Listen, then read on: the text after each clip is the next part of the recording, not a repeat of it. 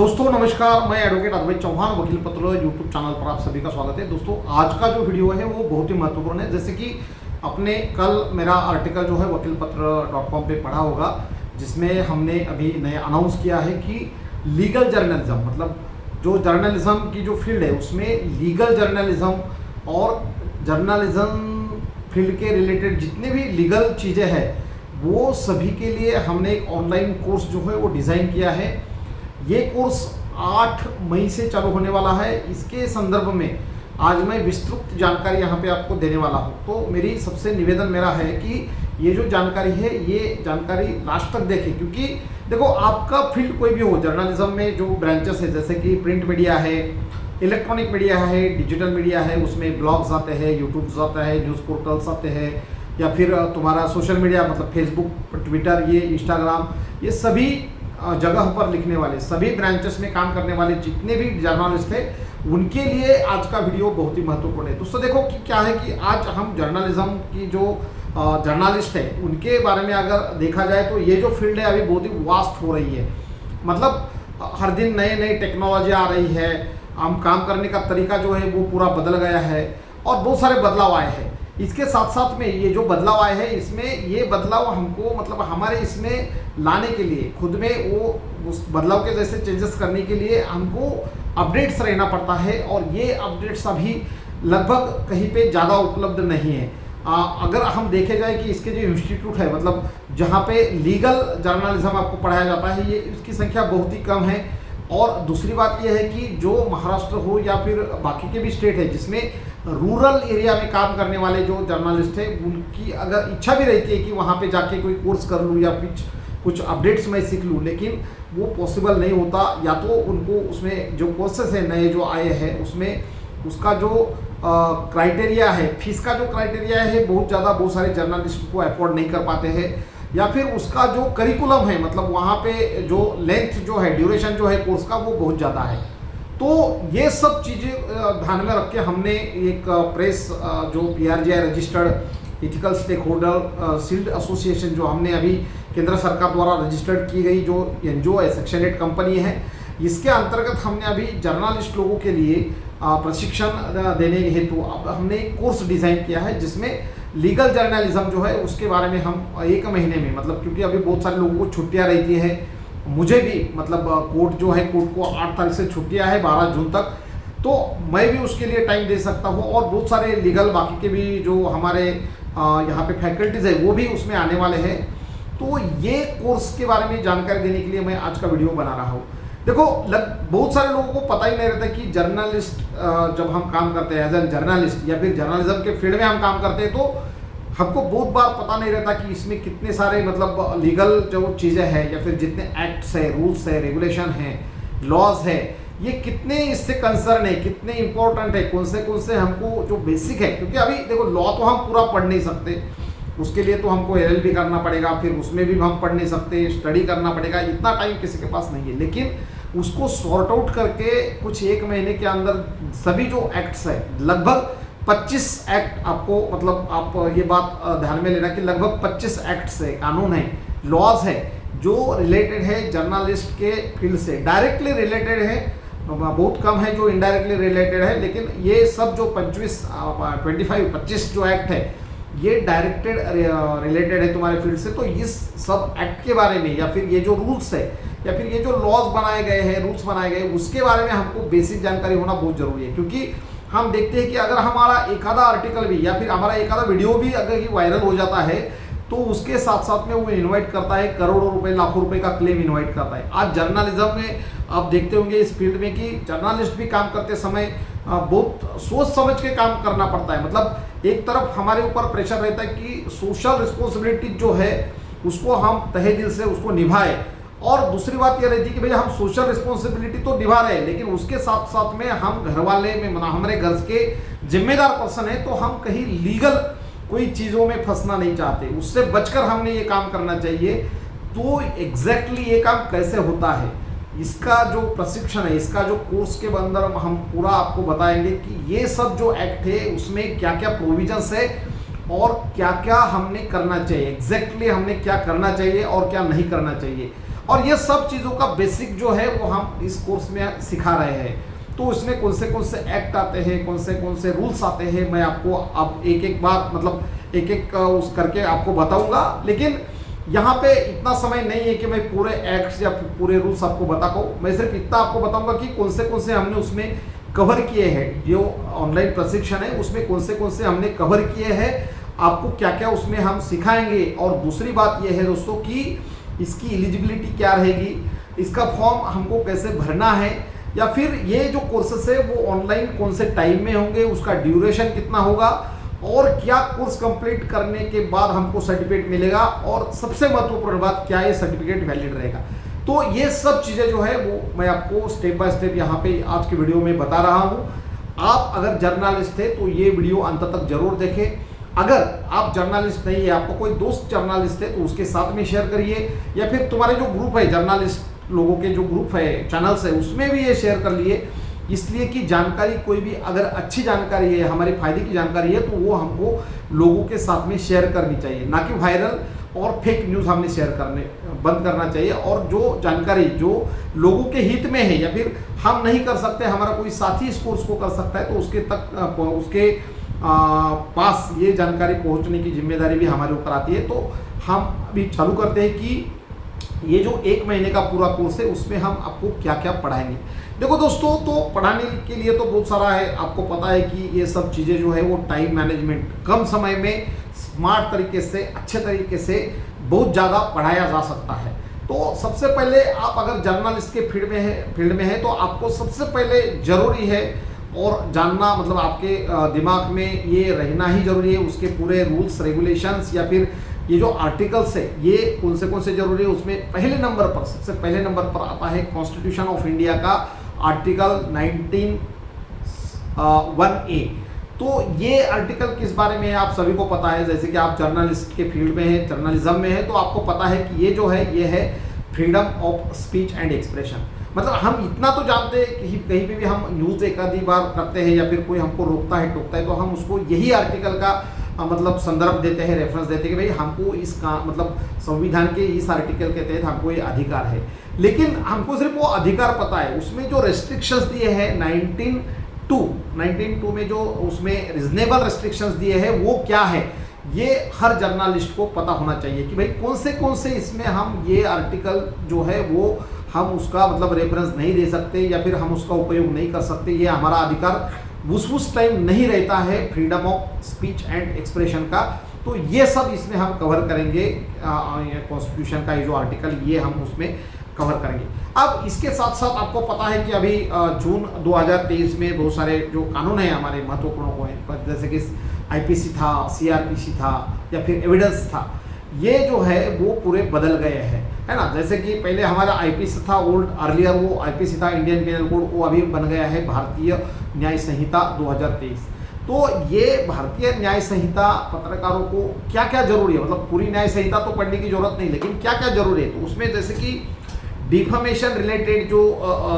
ये है ऑफेंसेस है, इसके बारे में हम यहाँ पे बता देंगे। या फिर उसमें और जो फॉल्स इन्फॉर्मेशन हम जब देते हैं लोगों के पास, मतलब पहुँचती है हमारे थ्रू, कभी कभी होता है ऐसा, तो उससे रिलेटेड क्या क्या ऑफेंसेस है और उसमें क्या क्या होता है, क्या नहीं करना चाहिए, क्या करना चाहिए, यह सब चीज़ें जो है भारतीय न्याय संहिता की, ये भी हम ये कोर्स में कवर जो है वो करेंगे। उसके साथ साथ जैसे कि हम बोलते हैं कि सिविल डिफेमेशन सूट, बहुत बार ऐसा होता है कि कोई हम न्यूज़ ब्लॉग में या फिर हमारे वर्तमान पत्र में या फिर हमारे यूट्यूब चैनल में या फिर सोशल मीडिया से हम कोई भी न्यूज़ कभी ब्रॉडकास्ट करते हैं, पब्लिश करते हैं उसको, तो हमको एक नोटिस मिल जाता है सामने वाले पार्टी के, भाई अब्रू नुकसानीचा दावा, मतलब हम तुम्हारे ऊपर डिफेमेशन के केस जो है वो फाइल कर रहे हैं। तो ये जो डिफेमेशन एग्जैक्टली क्या होता है, डिफेमेशन जो है वो क्या रहता है, डैमेजेस जो क्लेम करते हैं, ये डैमेजेस जो है वो क्लेम कैसे होते हैं और उसमें क्या क्या प्रावधान है, ये सब हम तुमको ये सिविल जो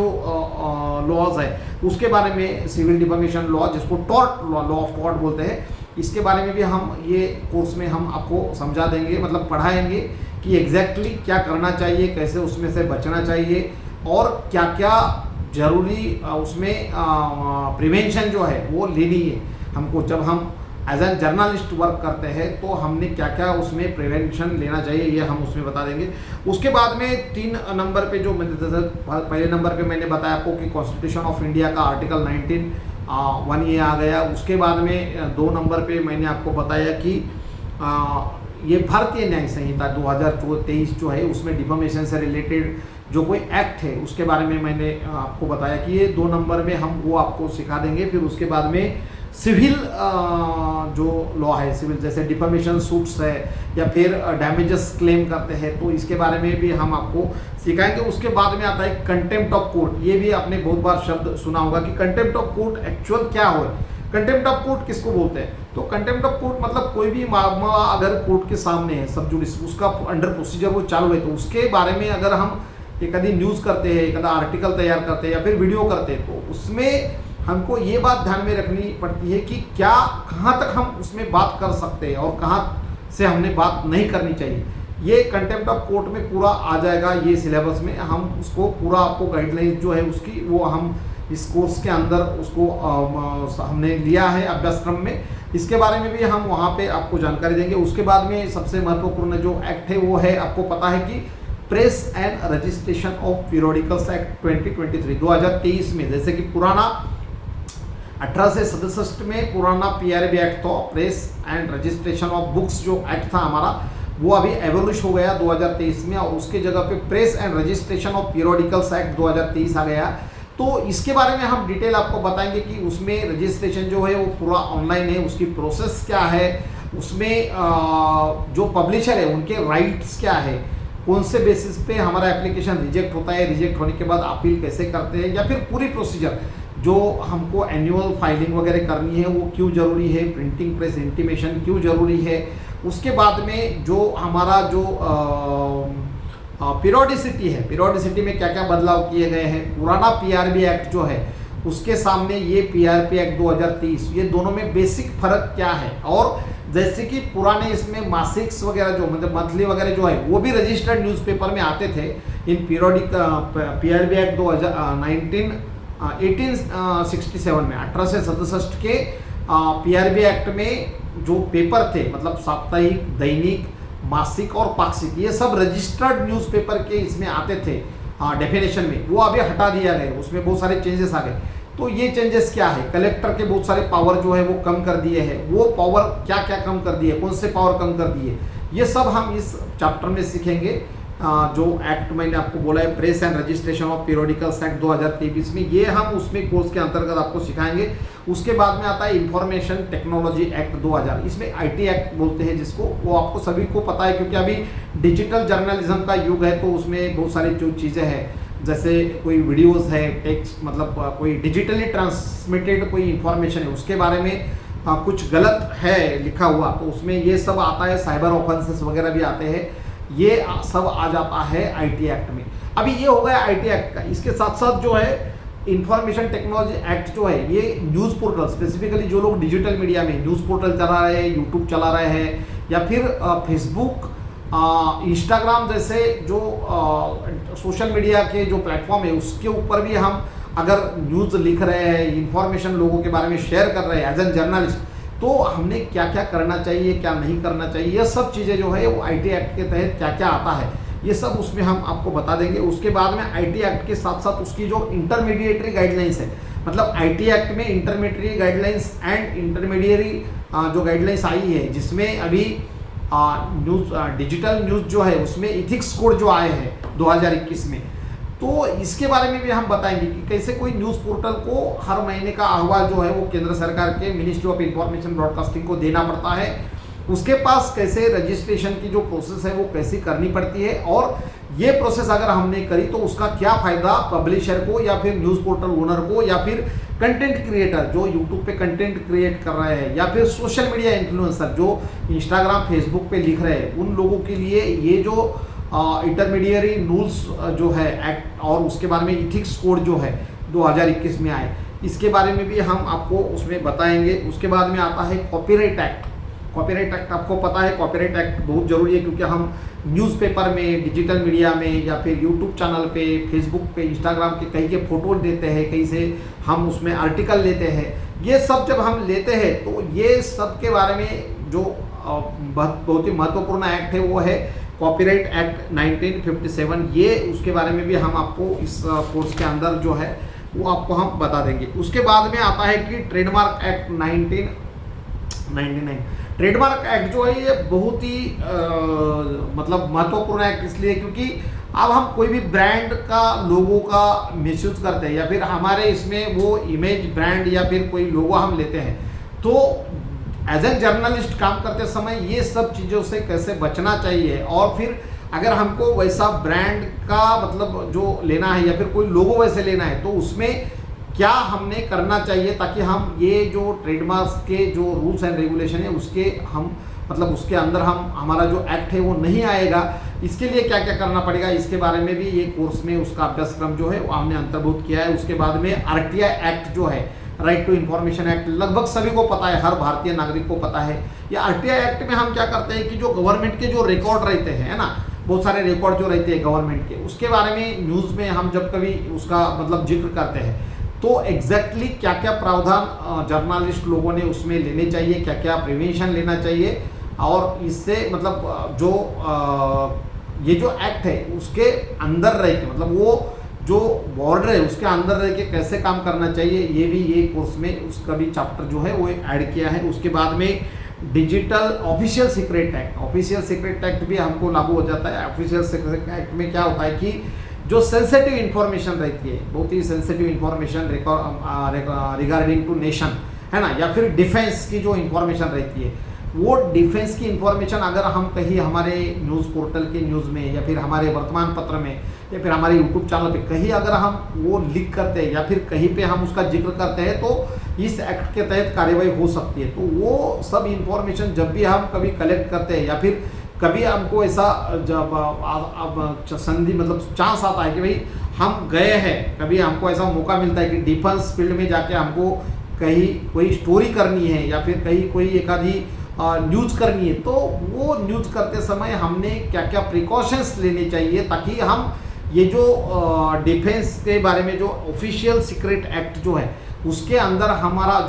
जो कुछ हम बातमी या फिर न्यूज़ हम जो कुछ या फिर डॉक्यूमेंट्री वहाँ पे कर रहे हैं वो उसके अंदर नहीं आनी चाहिए। तो इसके लिए ये जो एक्ट है वो हमको पढ़ना बहुत ज़रूरी है, ये भी हमने उसमें अंतर्भुत किया है। उसके बाद में digital personal data protection act है, इसके बारे में भी हम वहाँ पे बताएंगे। उसके बाद में सबसे महत्वपूर्ण जो कि बहुत सारे लोग यहाँ पे चूकते हैं कि प्रोटेक्शन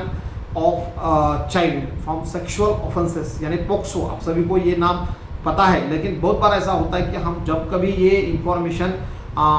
न्यूज़पेपर के माध्यम से, न्यूज़ पोर्टल के माध्यम से, यूट्यूब चैनल्स के माध्यम से, डिजिटल सोशल मीडिया के माध्यम से जब लोगों तक पहुंचाते हैं तो हमने कौन सी जो इंफॉर्मेशन है वो वहाँ पे दिखनी नहीं चाहिए। जैसे कि विक्टिम कौन है उसके बारे में उसका कहीं से भी आइडेंटिफिकेशन नहीं होना चाहिए। मतलब बहुत बार ऐसा होता है कि हम ऐसा लिखते हैं कि वो गांव में उस चौक पे रहती है, तो अगर ऐसा हम लिखते हैं तो वो इंफॉर्मेशन लीक ही होती है। तो ये सब चीज़ों जो है पॉक्सो एक्ट के तहत क्या क्या आता है, मतलब जर्नलिस्ट ने जब उसके बारे में न्यूज़ लिखते समय क्या क्या प्रिकॉशंस लेनी चाहिए, ये भी ये जो कोर्स है उसमें हम आपको उसमें बता देंगे। उसके बाद में जुवेनाइल जस्टिस एक्ट जो जे एक्ट जिसको बोलते हैं, जो कि जो बाल गुनहगार जिनको बोलते हैं, वो उनके हाथ से अगर कोई क्राइम हो जाता है या फिर उनको कई क्राइम के इसमें संबंध में हिरासत में नहीं बोलेंगे हम उसको, लेकिन उसको जब उसके ऊपर कभी कोई क्रिमिनल ऑफेंसेस का आरोप हो जाता है या फिर उसके बारे में कभी हम लिखते हैं जे एक्ट के तहत हमने क्या क्या प्रावधान उसमें क्या क्या लिमिट जो है वो हमने न्यूज़ करते समय रखनी चाहिए, ये भी इसमें हम सिखाएंगे। उसके बाद में इंडिसेंट प्रोटेक्शन जो है उसमें जैसे इंडिसेंट रिप्रेजेंटेशन ऑफ वुमेन, महिला के बारे में हम जब भी कोई न्यूज़ करते हैं तो क्या हमने उसमें प्रावधान जो है उसमें क्या है और हमने क्या क्या प्रिकॉशंस जो है वो लेने चाहिए, ये सब इसमें हम आपको बता देंगे। क्योंकि ये जो एक्ट है indecent representation of women,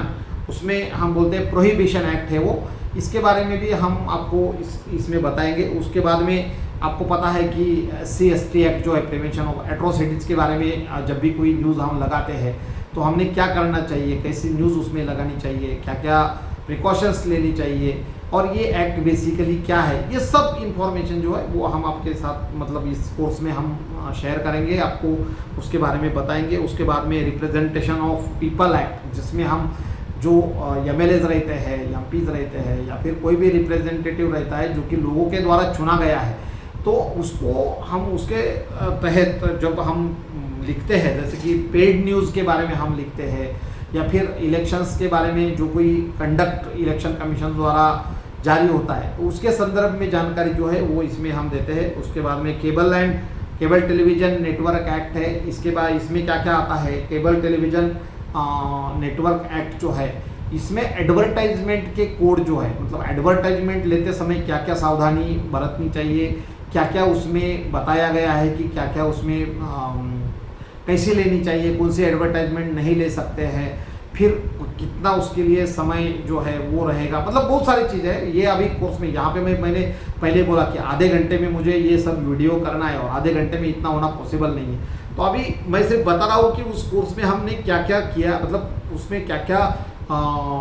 curriculum रहेगा, ताकि आपको इंटरेस्ट आ जाए। ये जो एक्ट के नाम पढ़ के ऐसा नहीं होना चाहिए कि भाई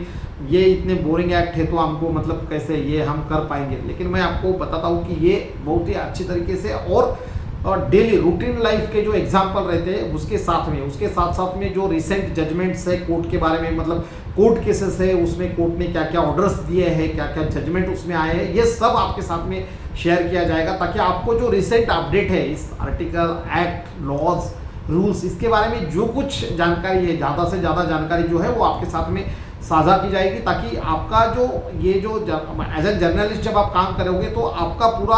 अपडेटेड वर्जन रहेगा कि भाई ये एक्ट है तो उसमें मैं ये कर सकता हूँ या नहीं कर सकता हूँ, या फिर कहीं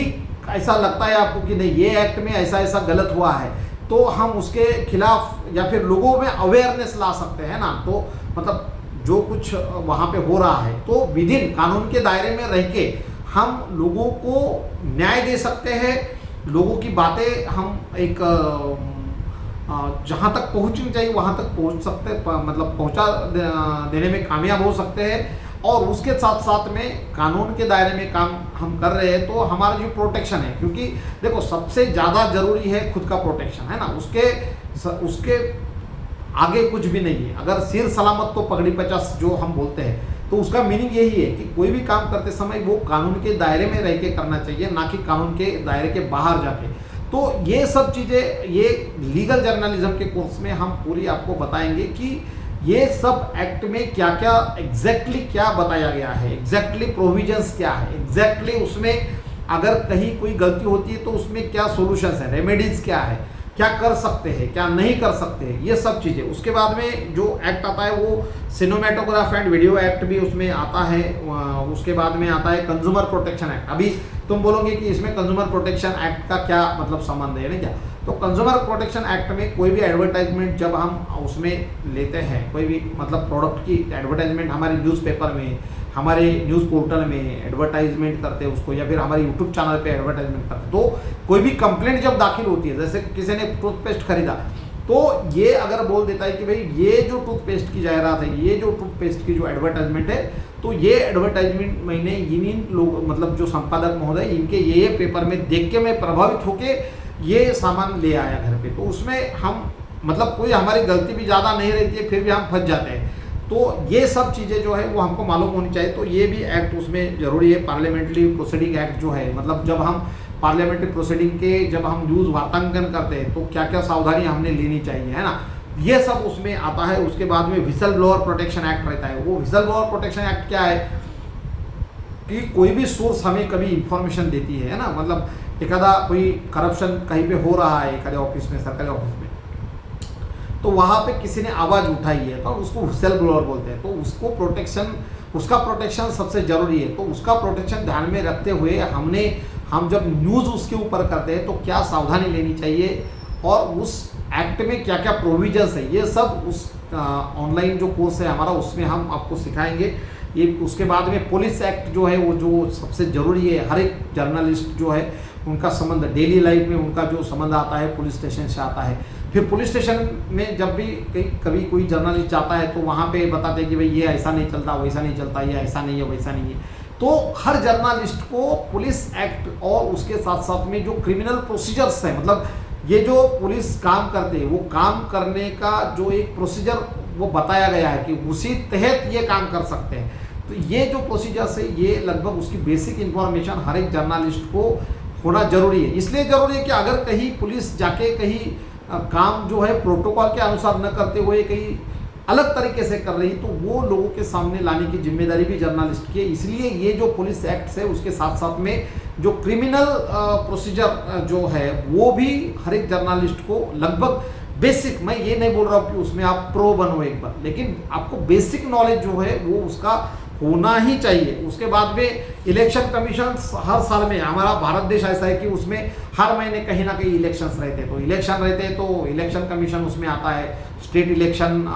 जो ये है वो भी उसमें आता है। तो ये क्या करते हैं कि कोई भी इलेक्शन जब भी लग जाती है तो ये इलेक्शन कमीशन क्या करते हैं कि मीडिया गाइडलाइंस जो है वो जारी करती है। अभी बहुत बार ऐसा होता है कि डिजिटल मीडिया वाले पत्रकार बोलते हैं कि सर हमको इलेक्शन कमीशन ने तो हमको कार्ड ही नहीं दिए, हमको तो वहाँ पे वोटिंग जहाँ पे काउंट हो रहा है, वोट काउंट जहाँ पे हो रहा है वहाँ पे हमको जाने नहीं दे रहे हैं। तो ये जाने नहीं दे रहे मतलब इसके बारे में कहीं ना कहीं पहले सर्कुलर आया है, तो ये सर्कुलर में उन्होंने एग्जैक्टली क्या मेंशन किया है, अगर वहीं पे कहीं गलत तरीके से जर्नलिस्ट लोगों को दूर रखा गया जा रहा है या फिर उनको जानबूझ के उनको वहाँ पे आने देने पे प्रतिबंध कर रहे हैं, तो उसके बारे में हमको कानूनी जो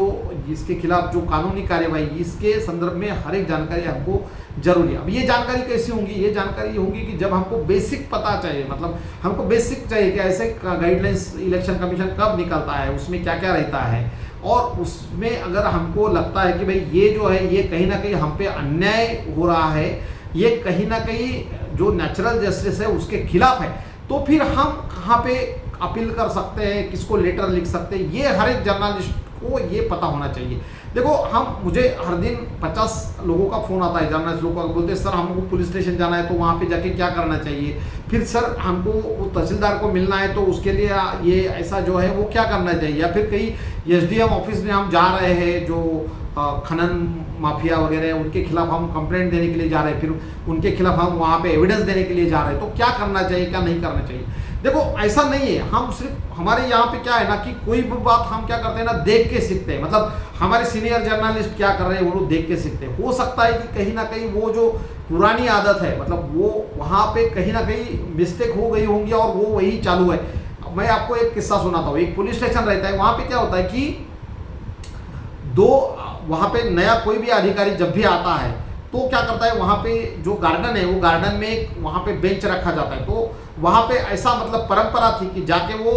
जो बेंच है उसके सामने नया अधिकारी ने जाके सैल्यूट मारना है। तो अभी ये बात ऐसी हो गई कि भाई ये बेंच के सामने सैल्यूट मारने की जो प्रथा है वो कैसे आ गई। कोई भी नया अधिकारी उस पुलिस स्टेशन में आ जाता तो क्या करता था, जाता था वहाँ पे जाके सैल्यूट मारता था। तो एक अच्छा खासा मतलब पढ़ा लिखा अच्छा मतलब इन्वेस्टिगेटिव जो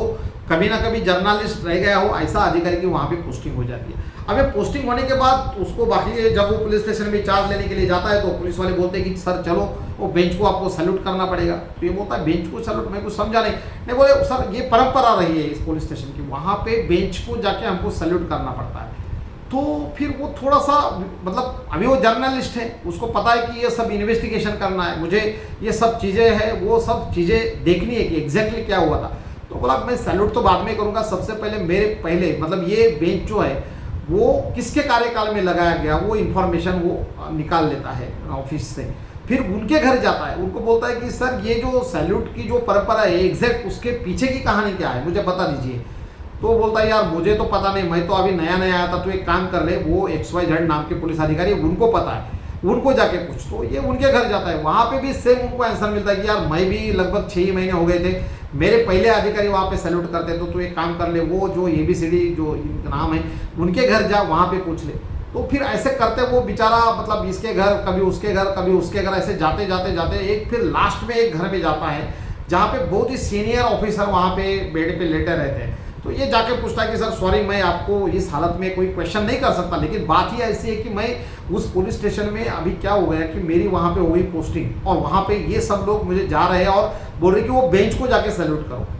तो मुझे समझ में, मतलब मैं ये पूरा इन्वेस्टिगेट करते करते आपके पास तक पहुँच चुका हूँ, तो एग्जैक्टली मुझे बताया कि इसके बिहाइंड स्टोरी क्या है। तो अरे वो बोलता है कि अरे अच्छा अभी भी सैल्यूट मार रहे हैं क्या वो वहाँ पे? अरे यार मतलब इसका मतलब वो जो पेंट है वो अभी तक सूखा नहीं है क्या? तो ये बोलता है ये पेंट का क्या है मसला? तो वो सीनियर ऑफिसर बोलता है कि वो जो बेंच था उसको पेंट करने का काम चालू था, मैं वहाँ पे सीनियर था, तो मैं उस गार्डन में वो बेंच के पास जाके जो पेंटर है वो पेंटर काम कर रहे थे, तो मैं वहाँ पे जाके खड़ा मतलब रह के वहाँ पे देख रहा था कि वो काम बराबर कर रहे हैं या नहीं कर रहे। फिर नया अधिकारी जो है वो नया अधिकारी आ गया। अब उसने मुझे केबिन में देखा तो मैं नहीं था, तो किसी ने बता दिया कि सर वहाँ पे गार्डन में, तो गार्डन में आके उसने मुझे सैल्यूट कर लिया। अभी सैल्यूट कर लिया तभी मैं नीचे झुका था, तो बाहर कोई अधिकारी जो था उसने देखा कि यार ये जो अधिकारी है ये अधिकारी इसको सैल्यूट कर रहा है, एग्जैक्टली क्या है उसमें? उसने मुझे देखा ही नहीं, तो उसको लगा कि वो बेंच को सैल्यूट कर रहा है। फिर उस अधिकारी की तरक्की हो गई, वो ऑफिसर बन गए। फिर उसके जगह पे दूसरा अधिकारी आ गया, उसको भी मतलब वो जाके बेंच को सैल्यूट करा उसने। हालात वो फिर वो भी अधिकारी बन गया। तो ऐसे वो प्रथा परंपरा बन गई कि कोई भी आता है तो वो बेंच को जाके सैल्यूट करता है। हालात मतलब जब तुमने इन्वेस्टिगेशन उसने किया तो उसको पता चला कि ये सैल्यूट जो है बेंच को नहीं किया, मतलब उसने सैल्यूट जो है वो बेंच के बाजू में जो अधिकारी खड़े थे उसको किया था। तो वो देखने का जो तरीका है, जर्नलिस्ट लोगों में ये सब रहता है कि भाई कोई भी जो स्टोरी है उसका पूरा इन्वेस्टिगेशन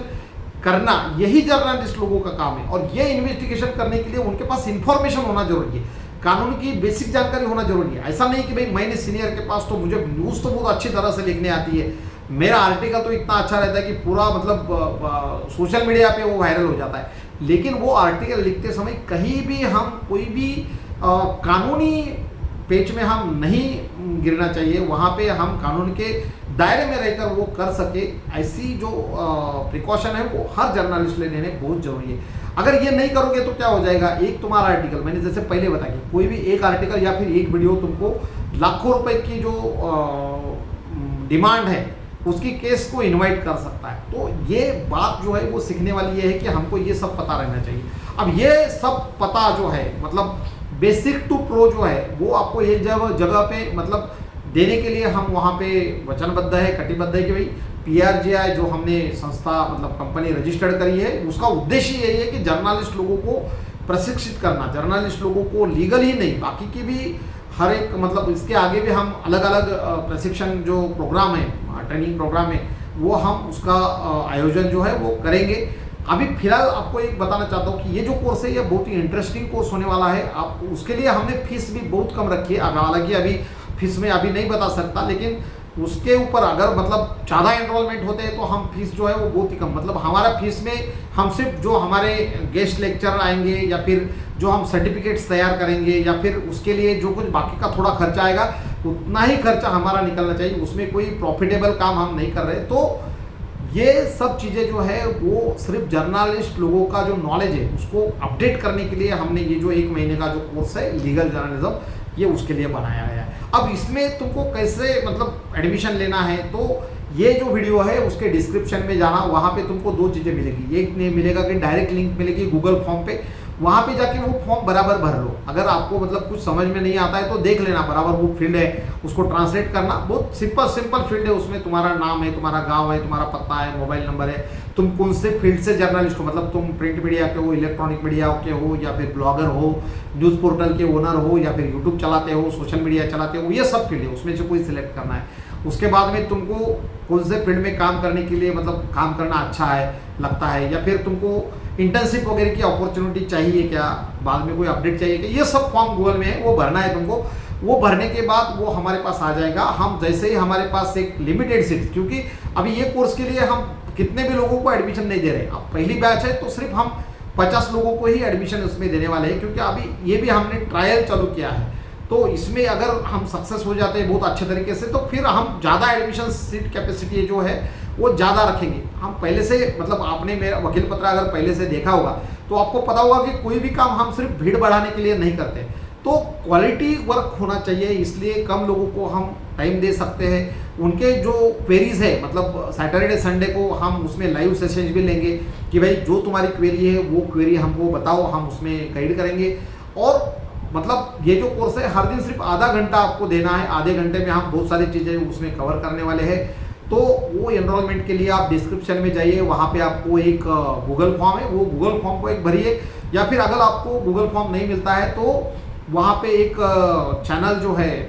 व्हाट्सएप का चैनल है, कोर्स के बारे में हमने जो बनाया है उसको ज्वाइन करो। वो चैनल में हम लगभग सभी इंफॉर्मेशन जो है वो हम वहाँ पे आपको भेज देते हैं। अगर दोनों भी नहीं होता है, मतलब वो दोनों भी तुमको नहीं मिलते, डिस्क्रिप्शन बॉक्स बहुत बार लोगों को नहीं मिलता है, तो ये जो वीडियो है इसके थंबनेल पे आपको व्हाट्सएप नंबर दिखेगा, उस व्हाट्सएप पे हाई लिख के भेजिए और वहाँ पे लिख के भेजिए कि भाई हमको ये कोर्स में एनरोल करना है ना, वो लिख के भेजिए। या फिर और एक मैं बताता हूँ कि वकीलपत्र.com पे जाइए, वहाँ पे आपको हर एक जानकारी मिलेगी। या फिर prjpress.com पे जाइए, हमारे बाकी के मेरे जो सहकारी है महादेव हारने सर है, या फिर अजय ढवले जो है हमारे संगठन के अजय जी, तो अजय ब्यूडे जी है, तो अजय ब्यूडे जी के पास में भी मतलब उनके भी नंबर मैं वहाँ पे दे रहा हूँ, उनको भी आप कांटेक्ट कर सकते हैं अगर मतलब मैं कभी कॉल नहीं उठा पाया तो। वैसे भी हम 8 तारीख से कोर्ट बंद है, तो पूरा जो सेशन है वो बहुत ही इंटरेस्टिंग होने वाला है, पूरा कोर्स जो है बहुत ही इंटरेस्टिंग होने वाला है। और उसके बाद में एक टेस्ट हम लेंगे, उस टेस्ट में जो लोग सक्सेसफुली मतलब वो टेस्ट पास करेंगे तो उनको सभी को सर्टिफिकेट जो है वो सर्टिफिकेट हम दे देंगे। और ये सर्टिफिकेट जो है वो आपको भारत सरकार द्वारा जो रजिस्टर्ड कंपनी है जिनको ट्रेनिंग्स देने के लिए ऑफिशियल हमको परमिशन मिली है, तो वो सर्टिफिकेट दे रही है। मतलब उसकी जो क्रेडिबिलिटी है वो बहुत ज़्यादा है। ऐसा नहीं है कि भाई कोई सेवाभावी संस्था कोई कुछ भी नहीं लिया और ऐसे सर्टिफिकेट दे रहे हैं, ऐसा नहीं है। ये प्रॉपर टेस्ट आपको देनी पड़ेगी, उसके बाद में ही आपको सर्टिफिकेट्स वहाँ पे दिए जाएंगे। तो देखो दोस्तों, ये आधा घंटा निकलना बहुत मुश्किल नहीं है, ऐसा नहीं है कि भाई हम आधा घंटा नहीं निकल सकते, लेकिन कंटिन्यूटी 1 महीना रखना थोड़ा सा मुश्किल है। अगर आप चाहते हो तो ये कर सकते हो। अगर आपको मतलब कोर्स में कोई इंटरेस्ट नहीं है, या फिर आपने कहीं मास्टरी वगैरह करी है जर्नलिज्म में, या फिर आप 25-30 साल से जर्नलिज्म कर रहे हो और आपको ऐसा लगता है कि भाई ये कोर्स की मुझे क्या ज़रूरत है, तो कोई बात नहीं, हो सकता है कि कोर्स से ज़्यादा नॉलेज आपके पास हो, तो आप ये जो वीडियो है किसी और जर्नलिस्ट के पास भेज दीजिए ताकि उसको भी ये फ़ायदा मिले। अब हम यहीं पे रुकते हैं, डिस्क्रिप्शन में जाइए, वहाँ पे सब इन्फॉर्मेशन दी गई है, वहाँ से जाके आप कनेक्ट होइए। और वकील पत्र यूट्यूब चैनल जो है जहाँ पे अभी तुम ये वीडियो देख रहे हैं, वहाँ पे पूरी अपडेट, लगभग पूरी अपडेट आपको वहाँ पे मिल जाएगी। ये अपडेट मिस ना करें, और ये अपडेट आपको मिलने के लिए वो सब्सक्राइब का बटन है वहाँ पे, वो आपको लगता है तो एक बार जरूर दबाएं। उसके बाद में नोटिफिकेशन का बटन आता है, नोटिफिकेशन का दबाएं। नोटिफिकेशन इसलिए जरूरी है कि कोई भी वीडियो मैं अपलोड करता हूँ, अभी आपको पता है अभी रात के मतलब तो बहुत टाइम हो गया, 11:30 वगैरह बज गए, 11:45 बज गए। अभी इतने रात में वीडियो अपलोड करता हूँ, तो हो सकता है आप मूवी देख रहे होंगे, आपके फैमिली के साथ में एंजॉय कर रहे होंगे, तो आपको ये टाइम में शायद आप हो सकता है कि आप फैमिली के साथ में बिजी है, तो नोटिफिकेशन अगर आके रहेगा तो आप वीडियो कल भी देख सकते हो। तो इसलिए आपको लगता है आप जरूर कर दीजिए, वीडियो दोस्तों के साथ में शेयर कर दीजिए, और वकीलपत्र.com को भी विजिट करिए। वकीलपत्र.com मतलब वकील पत्र यूट्यूब चैनल के जैसा ही वकीलपत्र.com में बहुत सारे आर्टिकल्स मैंने लिखे हैं, जिनको वीडियो देखने के लिए जिनके पास ज़्यादा डाटा नहीं रहता है, ऐसा होता है ना, क्योंकि अभी बहुत सारा इंटरनेट के चार्जेस भी बढ़ाए गए हैं, तो ये जो डाटा जो है वो बहुत लोगों के पास में नहीं रहता, तो पढ़ने के लिए हमने वहाँ पे आर्टिकल लिखे, वहाँ वो उसके लिए ज़्यादा डेटा नहीं लगेगा तुम्हारा, 1 MB में पूरी वेबसाइट तुमको पढ़नी हो जाएगी। अब सुनो दूसरी महत्वपूर्ण बात कि ये जो कोर्स है उसके लिए क्या क्या एलिजिबिलिटी है। तो एलिजिबिलिटी क्राइटेरिया है कि कोई भी पर्सन जो कि अभी जर्नलिस्ट के फील्ड में, जर्नलिज्म के फील्ड में, मतलब print media, electronic media, digital media, social media, blogs, news portal, कहीं पे भी काम कर रहा है और उसकी इच्छा है, ऐसा कोई एजुकेशनल क्वालिफिकेशन ऐसा नहीं है, लेकिन अगर आपकी 12वीं या फिर आपको ग्रेजुएशन आपने किया है तो आपको समझ में थोड़ा ज़्यादा जल्दी आ जाएगा, है ना। ऐसा कोई नहीं रहता है एजुकेशन में, मतलब ऐसा स्ट्रिक्ट कोई ये नहीं है, क्योंकि ये सभी के लिए उपलब्ध है, तो आप ले सकते हो उसमें एडमिशन, ऐसा कोई ये नहीं है। लेकिन आपको समझने में और कोर्स के जो इंटरेस्टिंग टॉपिक्स है वो आपको इजीली अंडरस्टैंड करने के लिए आप 12वीं या फिर ग्रेजुएशन अगर हो तो उसका आपको ज़्यादा फायदा होगा। लेकिन आप नहीं भी हो तो भी आप कोर्स कर सकते हैं, ऐसा कुछ भी नहीं है, सभी मीडिया के लोग कोर्स कर सकते हैं। धन्यवाद।